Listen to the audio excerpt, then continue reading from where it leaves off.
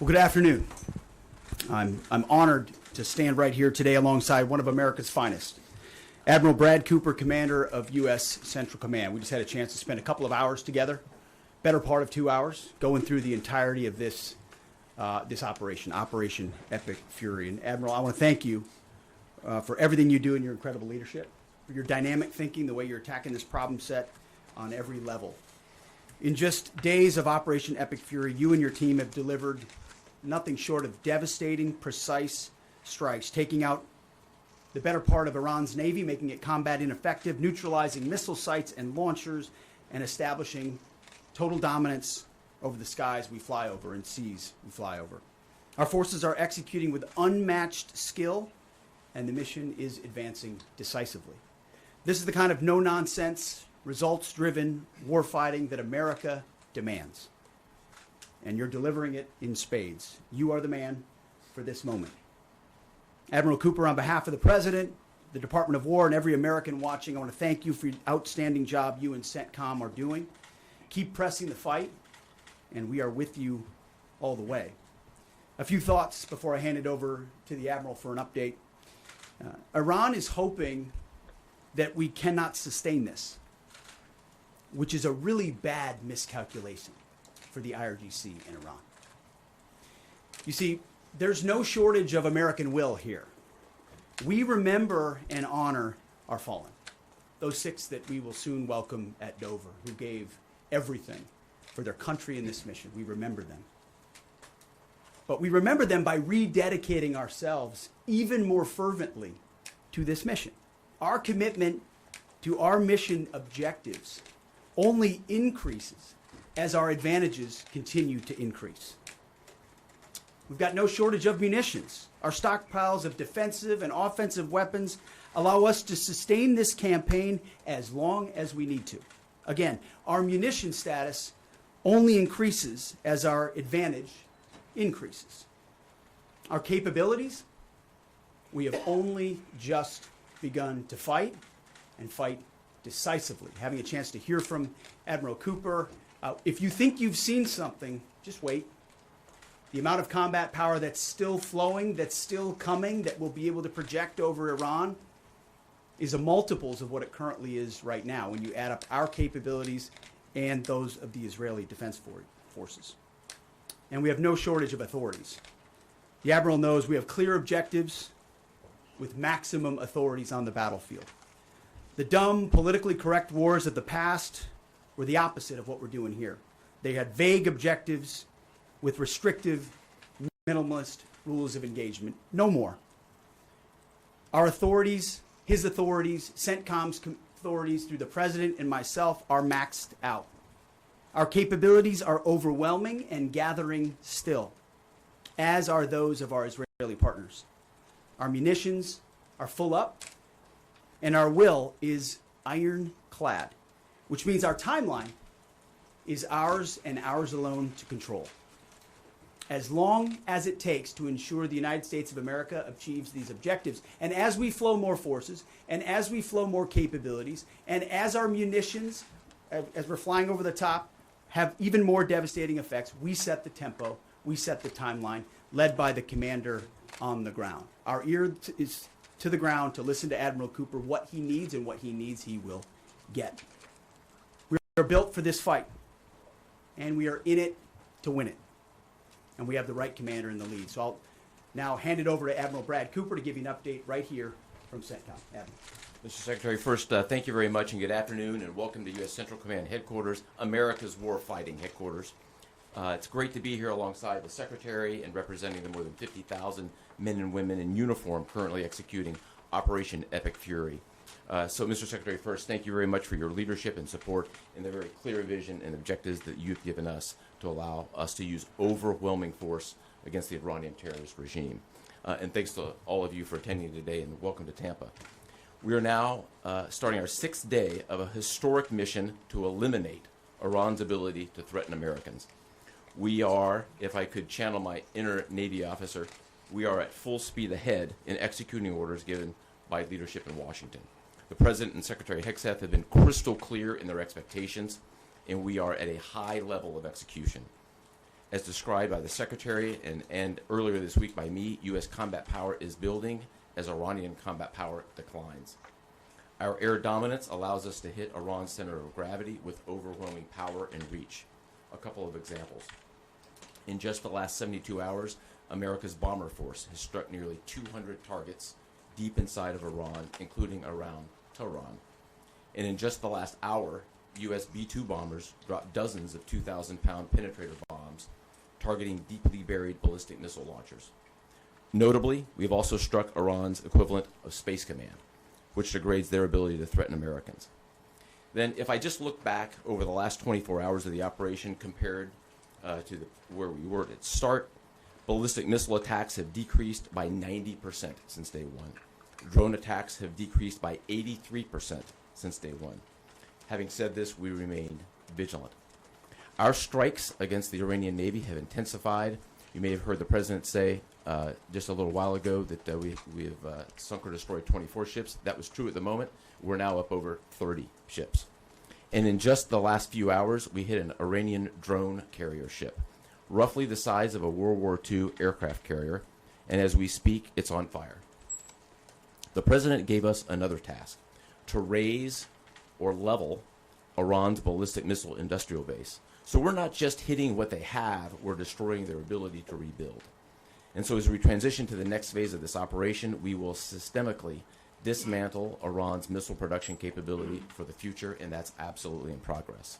This is going to take some time, but our forces are well supplied, as the Secretary said, and we are absolutely ready to prosecute this mission decisively. Our combined joint forces have relentlessly destroyed Iran's air defenses over the past few days, and they've continued hunting for more systems to kill. Our air defenders are operating at the very top of their game. I couldn't be prouder, shoulder to shoulder with our partners in the region in many cases, providing the most integrated air defense network in Middle East history. We are fighting to win. Through combined U.S. and Israeli combat power, we will continue decimating Iran's ability to project power outside its borders.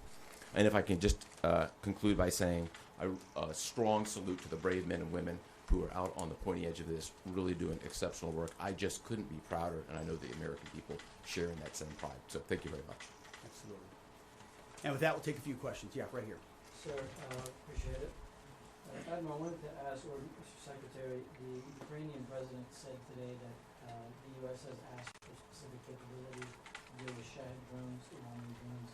And you guys talked about what you asked for, and has there been any surprises from Iranian capabilities that you guys have seen in the past 6 days? Go ahead. We're very familiar with Iranian's capabilities, and as you might imagine, we planned for it right from the outset, and I feel good about what the plan was. Like any good organization, we adjust as necessary to meet the environment, and we've made those appropriate adjustments. Absolutely. Right here. Thanks, Secretary Hegseth. I have two for both of you. One, was an American pilot shot down today in Iraq? And two, I've heard reports that there's enriched uranium stored in Isfahan. I've also heard reports that there's not a lot of bombing there. Is that on purpose? Do we believe there's enriched uranium there? And would we ever send special forces to secure it? As CENTCOM pointed out, that those reports of an F-15 being shot down are false. As you can imagine, Iran is doing everything it can to peddle in lies, deception, and inflation of numbers and reality, mostly to propagandize to their own people. Right? They've shut down the internet. They're hoping they can convince their own population that they're having success. One thing one of their leaders said recently is that 500 Americans have been killed, they claim. These are lies. The lies will continue. CENTCOM will continue to debunk those lies. So, and as often is the case in conflict, first reports are often wrong. As it pertains to nuclear material and things like that, one of the objectives the President has always said is that Iran will not have a nuclear bomb, nuclear capabilities, but we would never disclose what we will or will not do inside operational plans. So Admiral Cooper's got a plan. We're working that plan, and targets will be struck or not struck according to what we want to achieve. Yeah, right there. Secretary Hegseth, the President said earlier today in an interview that he would like to have a say in who's the next leader of Iran. Is this an expansion of your military objectives? Do you view it that way? And additionally, you spoke earlier today about how previous leaders have drawn resources from our hemisphere to the Middle East. Mm-hmm. How do you avoid that? Well, there's no expansion. ultimately, I think the president's having a heck of a say in who runs Iran, given the ongoing operation we have. So there's no expansion in our objectives. We know exactly what we're trying to achieve. I think today's a great example of what this War Department is capable of doing.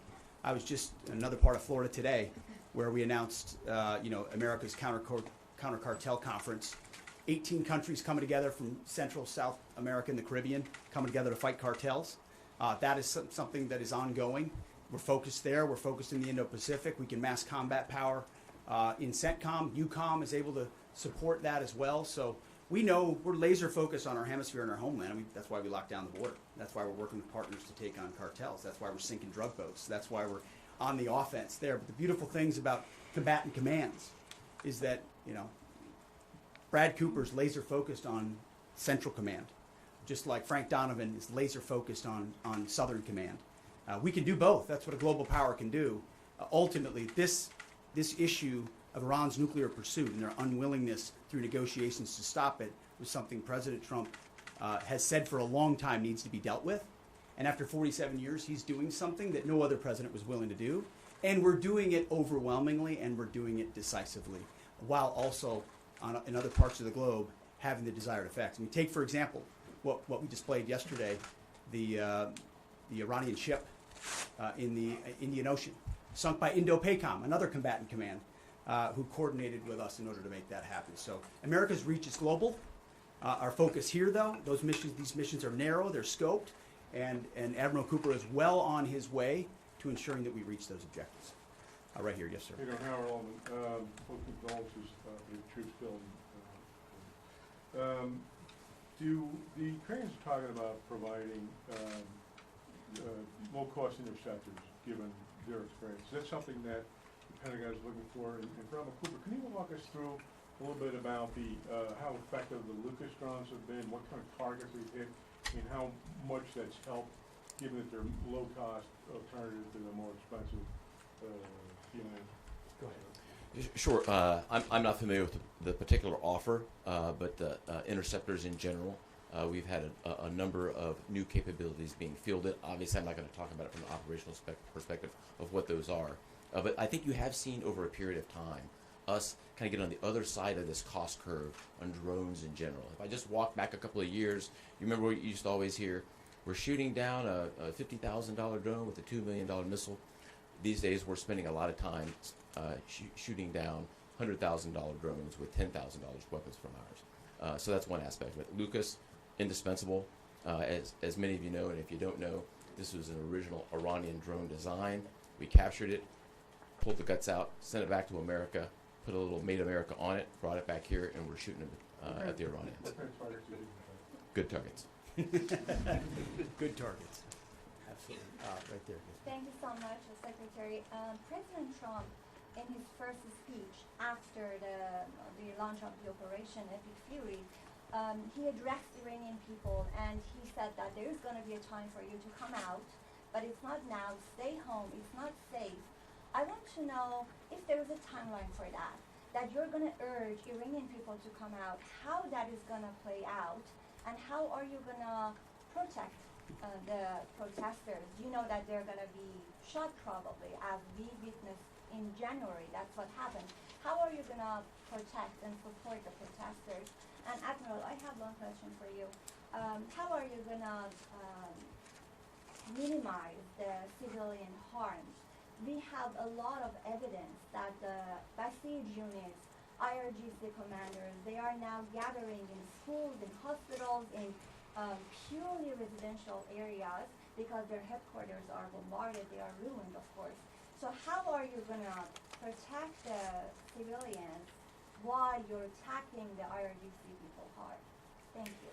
I would just say on the protests, obviously the Iranian people showed a lot of courage in those protests, and we saw the Iranian regime was revealed for what it is in the way they reacted to that. The world saw that. No one's done more than President Trump to reopen the opportunity for those who want a free Iran to do so.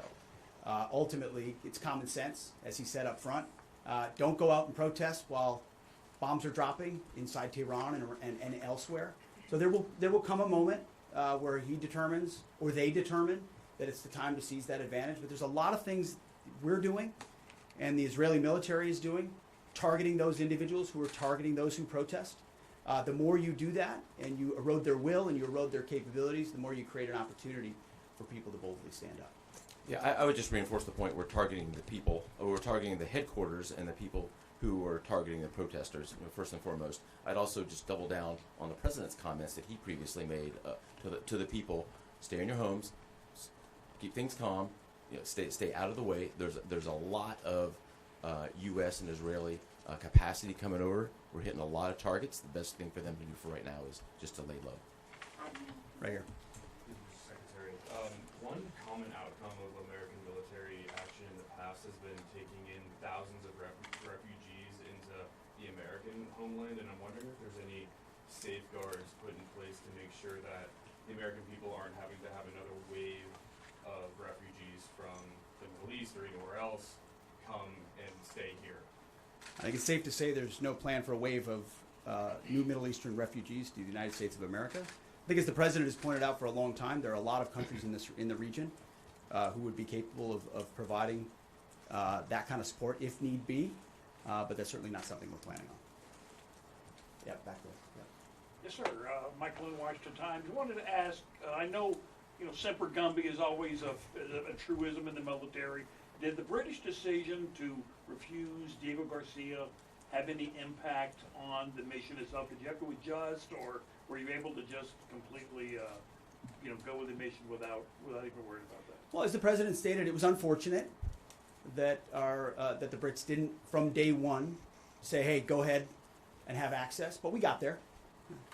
We got there, and that's now part of the way that we're operationalizing bomber runs. And as part of when we say more to come, it's more fighter squadrons, it's more capabilities, it's more defensive capabilities, and it's more bomber pulses more frequently.